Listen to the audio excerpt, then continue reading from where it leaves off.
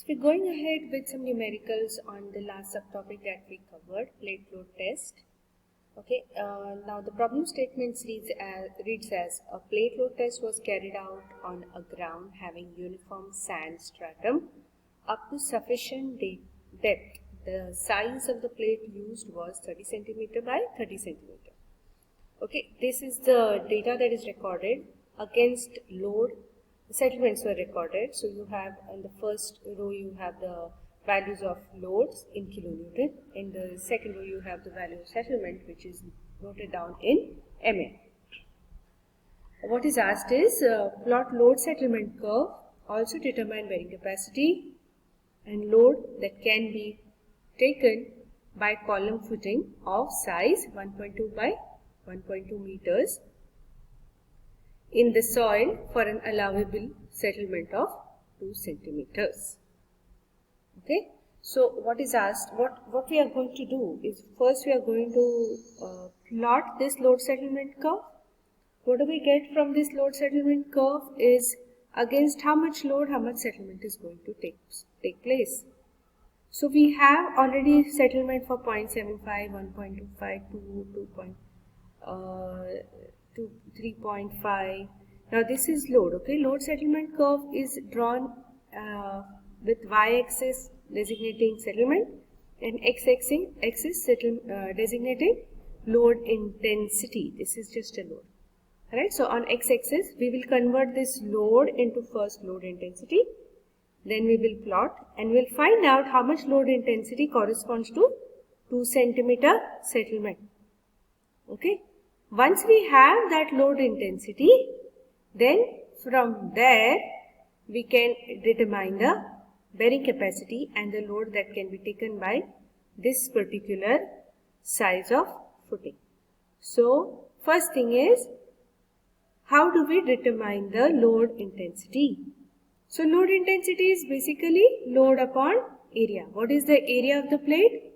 0.3 into 0.3. So this has to be 0.09. Okay, there's a mistake here. So we'll write it as 0.09. How do you get this? Is basically it is load divided by 0.3 into 0.3. That is size of the plate.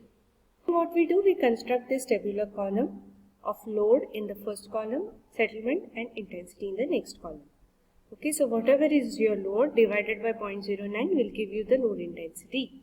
0.09 is the area of the plate. So you construct this tabular column and then what you are going to do is this load is going to be on your x-axis and settlement is on your y-axis. So you will construct a plot. So this is how we draw the graph. Okay, on x-axis I have my intensity, y-axis I have settlement. So I get these dots and then I connect this and draw the graph. Then what I do is I find out what will be the settlement corresponding to plate when the foundation settlement is 2 centimeter. So over here on y-axis what we have got is the settlement of the plate. What we are given is 2 centimeter is the settlement of foundation.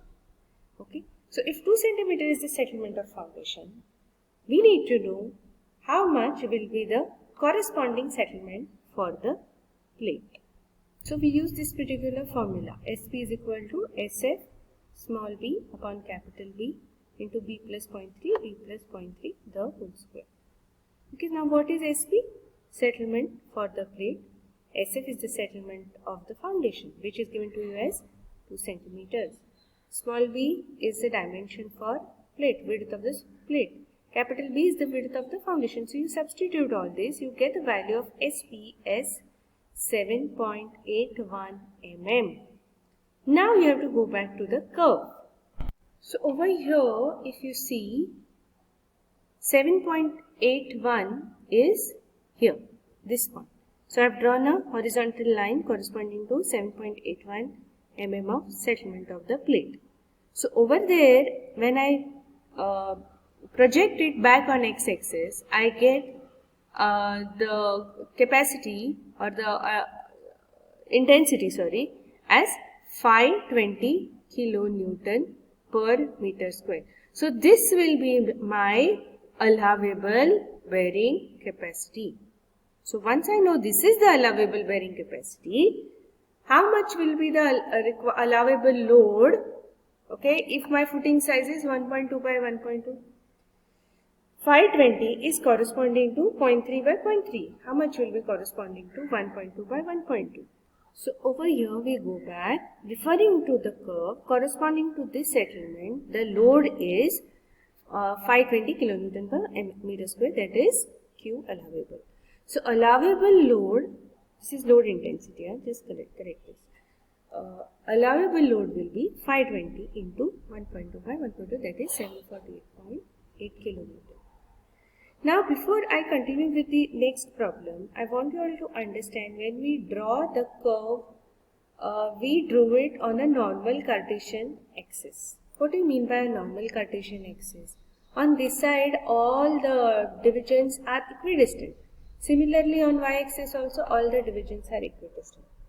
Now is it hard and fast rule that we always take, can we always go for Cartesian graph paper, or do we go for semi-log, or do we go for log-log? Well, you cannot always go for a normal Cartesian graph paper. We chose a graph paper which was Cartesian, that is all the points were equidistant. The reason being, the type of soil mentioned in your numerical was sand. Okay, I would just like to touch upon a little bit of theory on this type of curves. Now these are some typical graphs corresponding to different types of soils. Now if you can see, the first one is cohesive and the last one is cohesionless. So this is for clays and this is for sands. If you can see, for clays, the initial part is linear, right? From here to here, this. Okay, this part is linear. Similarly, this is also almost, from here down also is a straight line. Correct? Similarly, if I go and have a look at sands, you can see this first part, this part is linear and this part is linear. What do I mean by linear? It's a straight line. Okay, and you can clear cut see there is a peak here. Over here also you can see a peak here, right? But can you make out a peak for graph A and graph C? It's not possible. You cannot make out a distinct peak, is not there. So basically for these soft soil or C5 type of soils, okay, partially cohesive or loose to medium cohesionless soil, so anything which is in between, when the peak are not very clear and distant, then you have to plot your entire graph on log-log scale. What do you mean by log-log scale? Your x-axis will be logarithmic, your y-axis will also be logarithmic. So this is a typical log-log graph.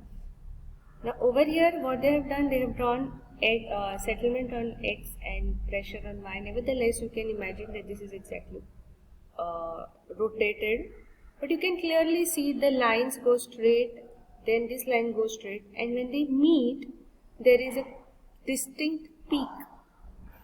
Now why is this distinct peak required? When you project this on the pressure scale, okay, or the load intensity scale, the point that you get is your ultimate bearing capacity. Okay, for here usual procedure is, you must have studied this in your lower semester, draw a line like this, correct? If you remember, draw a line like this, correct? Wherever it intersects, okay, you project that point on the y-axis, and that is your ultimate bearing capacity. Okay, so this is going to be your Q ultimate, correct? This is how it is projected. Now every time this drawing of lines may not be possible. Say for example, I want to draw a line here for the graph C. If I have to draw a line here, okay, and another line here. So I don't know where is this curve and which are the two linear paths, whether this is the line or this is the line, or I don't know. Understood? So it becomes difficult for these in-between types of soils. So for such cases, you go for this graph, this kind of log-log graph, and get the peak.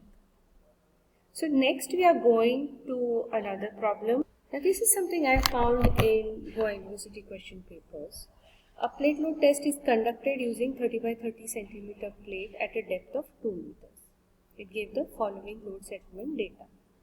Loads are given, settlement is given. Now what is asked over here? You are asked to find ultimate bearing capacity and corresponding settlement of the test plate. Then bearing capacity and settlement of footing if the size is 2 by 2 meters. Now this question has appeared in 2014 at Goa University for 12 marks. Again what we do? We are going to just make that tabular column. So that's my table. Now over here the loads are given very high.